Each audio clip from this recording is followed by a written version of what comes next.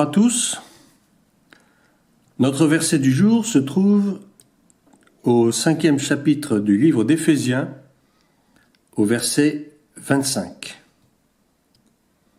Marie, aimez vos femmes, comme Christ a aimé l'Église, et s'est livré lui-même pour elle.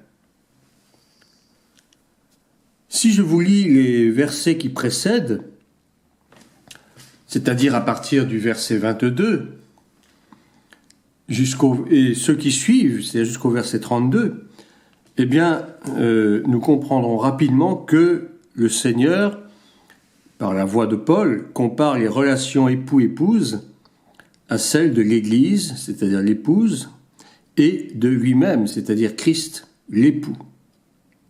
Et d'ailleurs, il le confirme dans le verset 32 que je vous lis. « Ce mystère est grand. Je dis cela par rapport à Christ et à l'Église. » Cette question difficile des rapports dans le couple est en fait vieille comme le monde. Particulièrement, l'apôtre Paul écrit cela à cause de la société dans laquelle il vivait à l'époque. Que ce soit en effet chez les Juifs, que ce soit chez les Grecs ou encore chez les Romains, la société était fortement dominée par un patriarcat assez dur, assez sévère, où la femme occupait finalement une place secondaire, voire mineure. Et ceci, de nos jours, faut-il le dire, est encore bien vrai, malheureusement, dans nos sociétés, et aussi dans certaines religions où la femme n'a pas plus d'importance qu'un objet. Or, ce n'est pas du tout ainsi que Dieu considère les relations de couple homme-femme. Il faut déjà qu'on s'entende sur le terme de soumission. Beaucoup d'hommes, dans certaines sociétés et cultures, pensent que la soumission de la femme équivaut à faire d'elle des esclaves ou des serpillères, tout juste bonnes à s'occuper des travaux domestiques, à assouvir leurs besoins conjugaux et évidemment à prendre en charge les enfants. Or, ces hommes veulent soumettre la femme. Et ce n'est pas du tout ce que la Bible dit. Alors que c'est la femme elle-même qui accepte, par amour, de se soumettre. Ce qui signifie clairement qu'elle reconnaît et accepte de bon gré l'autorité du mari en tant que chef et principal responsable du foyer, ce qui est tout à fait différent. Les hommes qui veulent ainsi imposer la soumission à leurs épouses estiment avoir des droits sur elles, et ils se permettent bien souvent des écarts de conduite hautement condamnables, des violences verbales, physiques, des humiliations publiques, des insultes, cela pouvant très souvent aboutir jusqu'au meurtre. Et on en parle malheureusement de plus en plus actuellement. Et cela, figurez-vous, ça se voit aussi chez les chrétiens, et même chez des serviteurs de Dieu, et pas seulement chez les païens, ce qui est encore plus grave. Ces gens-là ne comprennent rien à ce que dit la parole de Dieu. Si l'on prend la comparaison, et Paul le fait à maintes reprises, la comparaison de Christ et de l'Église, alors posons-nous des questions suivantes. Est-ce que Christ soumet l'Église à sa volonté par la contrainte et par la force? Non, bien sûr. Est-ce que Christ maltraite son Église? Non, bien entendu. Est-ce que Christ cherche à humilier ou à minimiser son Église? Certes non. Bien au contraire.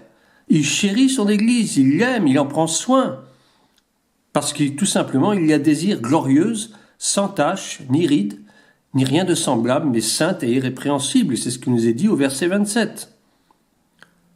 Pensez-vous sérieusement qu'une épouse qui est maltraitée, qui est humiliée, qui est frappée, qui est maltraitée, pourra paraître sans tache, ni ride, ni rien de semblable? Absolument pas.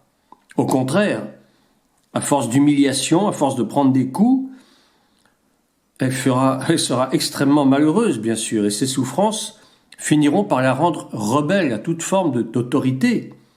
Et dans bien des cas, elle ne pourra trouver son salut que dans la fuite. Un mari, à plus forte raison, quand il se dit chrétien, qui soumet sa femme à ses 1001 volontés, n'est qu'un pervers narcissique et non un époux digne de ce nom. Et le mot n'est pas trop fort, il n'est pas trop faible non plus. Un pervers narcissique. Quelqu'un qui presque trouve du plaisir à maltraiter son épouse, à l'humilier et à la traiter comme un objet de bas étage. Dans un couple chrétien, les deux conjoints se doivent respect, bien sûr, et doivent contribuer chacun à élever l'autre et non à le rabaisser. Beaucoup ont vu dans ce passage de l'apôtre Paul une vision, je dirais, machiste de l'apôtre par rapport à la place de la femme dans la société et dans l'Église. Et je pense sincèrement qu'ils n'ont absolument rien compris au sens de ces paroles. C'est pas du tout ça. Ces prescriptions qu'il donne, qui sont d'une grande sagesse et qui sont inspirées par le Saint-Esprit, étaient nécessaires par rapport, premièrement, au contexte social de l'époque, je l'ai dit tout à l'heure, et puis deuxièmement, surtout inviter les nouveaux croyants à normaliser, entre guillemets, leur rapport de couple en fonction de l'évangile qui leur était prêché. Il fallait que les hommes et les femmes changent de mentalité à partir du moment où ils venaient au Seigneur Jésus-Christ. Normaliser leurs relations, c'est-à-dire établir des relations homme-femme, époux-épouse, exactement selon la volonté de Dieu. Que Dieu vous bénisse, j'ai fini pour aujourd'hui. Prenez soin de vous. Dieu vous aime et je vous aime aussi.